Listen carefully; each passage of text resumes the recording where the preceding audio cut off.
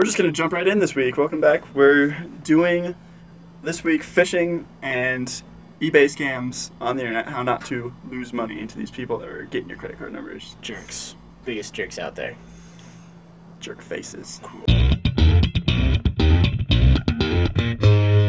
First off, we suggested in the article, but it's the eBay Yahoo toolbar, and that'll really help protect you against phishing websites. It'll look for an authentic security, certificate, and it'll light up if you're on a site that's not an eBay approved site, and that applies for PayPal too, since they're kind of the same company. So check it out. It's an eBay Yahoo combination toolbar. I've used it for a while. I don't like toolbars, but this is the one that I use just for exactly that reason. Also, there's tons of resources out on eBay's page. So just go to the Security and Resolution Center, and they'll have tutorials, walkthroughs with some photos of some examples, and just some really easy stuff to look for. It's not hard. It's just something you really need to keep your eye out for. Yeah, and you want to watch out for emails too. I mean, even the toolbar won't help you with emails. It can help you with links that redirect from the email. But really, as I said in the column, there's no point in clicking on a link that's sent to you in an email if it's suspicious. You might as well just go to PayPal, type it into the URL yourself, and then you're going to the actual site. And hey, if they say that they need you to update your account information or something and you don't want to put in your number, your password, or your credit card number, you might as well just call PayPal on the phone and ask them, is this legitimate?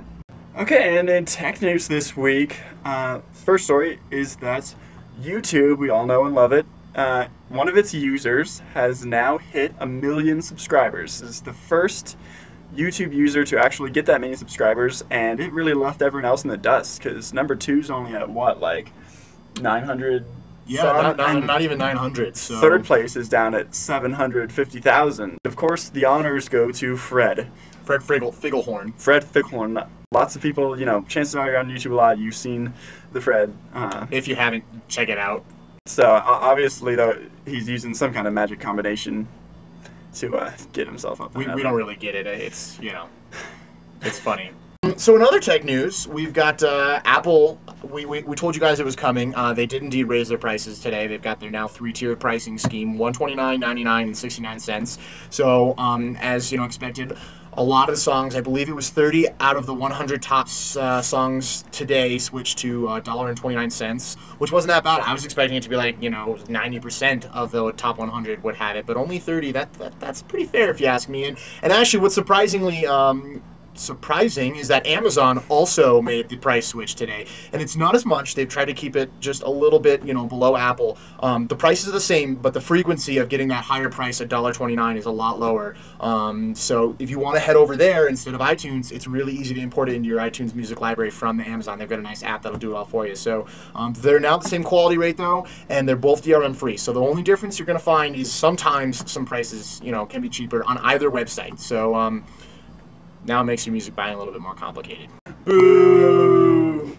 And the app of the week this week for the iPhone and iPod Touch is Trapster. This is a very interesting app. It basically alerts you to speed traps and stoplight cameras that are in the area for when you're driving. So you're driving along, you just get out your phone, open up Trapster. If you pass a speed trap, then you should click. There's a button you can click on there. It puts it into the system that there was a speed trap there, and then all other people with the app can use it, and that shows up on the area. And then it'll beep. It'll notify you with obnoxious beeps to let you know you're coming up on one, and you can set it like at a mile or half a mile, quarter mile, stuff like that. Website of the week, we're going to go with Explosum.net, specifically Cyanide and Happiness. It's their comic, so if you just head over to Explosum.net, Cyanide and Happiness, or just Google it. Many of you have probably seen it before, but this is the website it originates from. It's pretty funny, kind of off color.